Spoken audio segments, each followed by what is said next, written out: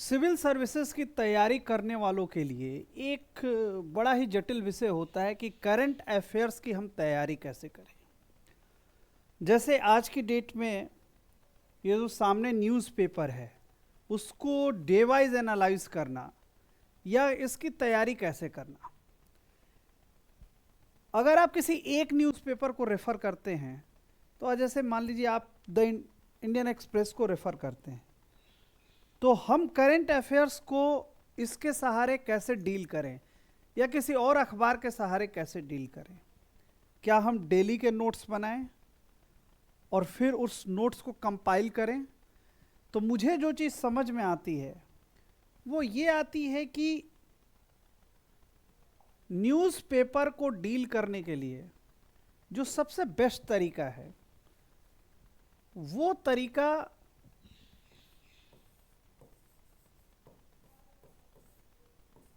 Daily का मतलब एक हो गया डेट वाइज और दूसरा तरीका है टॉपिक वाइज।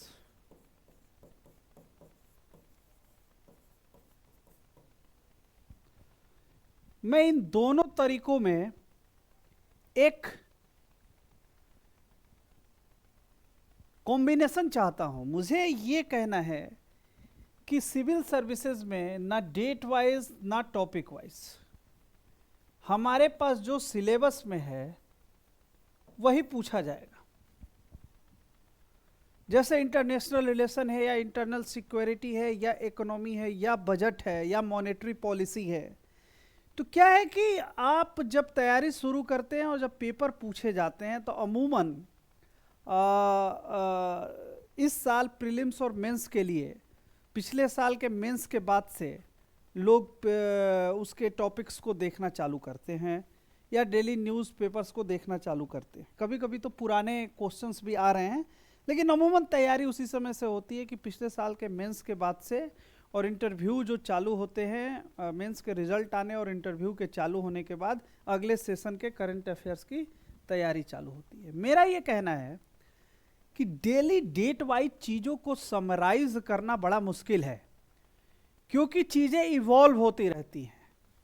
पूरे एक एकेडमिक ईयर में इंडिया चाइना के रिलेशन पर आप बात करें या मॉनेटरी पॉलिसी पर आप बात करें या किसी भी इंफ्रास्ट्रक्चर के किसी प्रोजेक्ट पर बात करें या भारत के पॉवर्टी पर बात करें या इंडिया ने जो स्पेस एंड टेक्नोलॉजी में अपने को इवॉल्व किया है या उसके प्रोग्राम से उसको लेकर बात करें, तो अगर हम डेली और डे वाइज इन सब चीज़ों को डेट वाइज मॉनिटर करते हैं तो हम पाते हैं कि एक डेवलपमेंट आज की डेट में फिर 3 महीने के बाद उसके ऊपर एक डेवलपमेंट आ जाता है, फिर 6 महीने बाद उसके ऊपर एक डेवलपमेंट आ जाता है।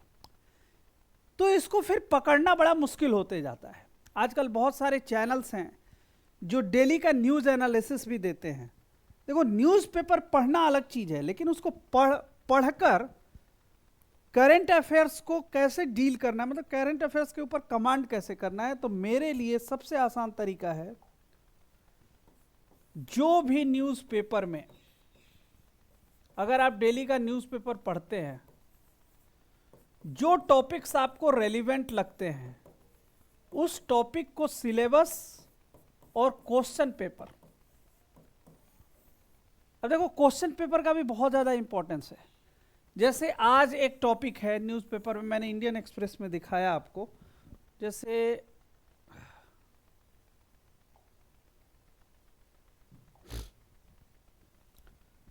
नेशनल एजुकेशन पॉलिसी रो डिस्टर्ब प्रोसीडिंग्स, अब DMK MP protest in house, minister withdraws a word from his remark, speaker sponges. कहने का मतलब है ये सारे टॉपिक को लेकर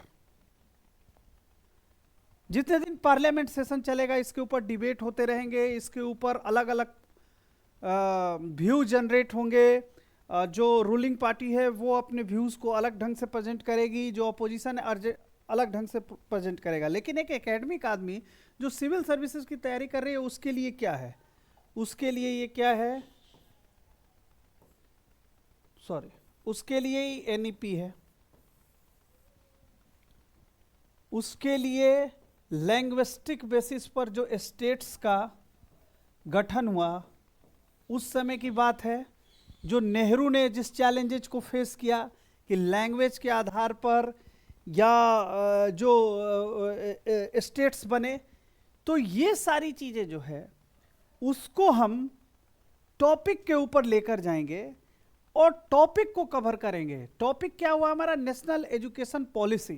तो इस पर क्वेश्चन किस तरह से रेज हो सकता है कि सॉदर्न स्टेट्स ने जो नेशनल एजुकेशन पॉलिसी के ऊपर जो नई एनईपी आई हुई है उसके ऊपर जो फ्लैग्स रेज किए हैं, उस फ्लैग्स को आप किस ढंग से देखते हैं? एनईपी आगे की तरफ का फॉरवर्ड स्टेप है या बैकवर्ड स्टेप है? तो इस तरह से आ सकता है।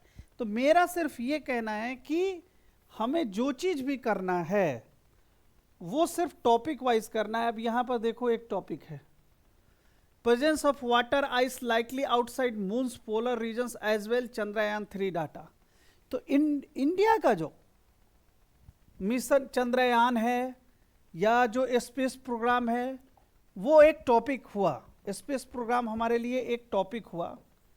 तो हम इंडिया के ओवरऑल स्पेस प्रोग्राम को देखेंगे। तो कहने का मतलब ये है कि अगर हम इन सारी चीज़ों को समराइज करें तो चीज़ें कैसे आती हैं कि करंट अफेयर्स हम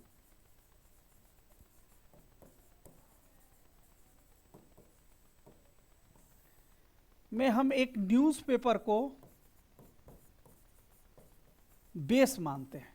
वो न्यूज़पेपर 16 पन्ने का होता है, उसमें 16 पेज होते हैं। हर एक page national, regional, states, OPD, opinion, इस तरह से हर एक पेपर का अपना पेज का कैटेगराइजेशन है, वो रहता है। स्पोर्ट्स, इकोनॉमी, इन सारी चीज़ों को। लेकिन जो भी हम यहाँ न्यूज़ देखते हैं, खबर देखते हैं,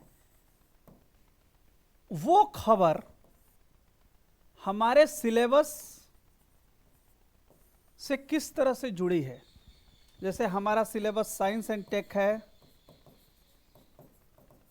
आईआर है, इंटरनल सिक्योरिटी है, इकोनॉमी है, इंफ्रा है, एग्रीकल्चर है। इस सिलेबस से कैसे जुड़ा हुआ है और इस सिलेबस के आधार पर किस तरह से क्वेश्चंस पेपर में क्वेश्चन पूछे जा रहे हैं, कितना फैलना है, इसमें कितना स्टैटिक पार्ट कंबाइन करना है और कितना डायनेमिक पार्ट लेना है। उस चीज को लेकर वो कंपैरेटिव स्टडी वो कब हो सकती है? जब हम न्यूज़पेपर के टॉपिक्स को अपने यूपीएससी के सिलेबस से और सिलेबस को किस तरह के क्वेश्चन पूछे जाते हैं उससे इंटीग्रेट करके देखेंगे। This is the best way to deal with current affairs. आप अगर इस तरह से करंट अफेयर्स को डील नहीं करते हैं तो अपने पैटर्न को चेंज करके, जब अब आप आज कल का अखबार उठाएं तो आप निश्चित तौर पर इस पैटर्न के हिसाब से देखने की कोशिश करें।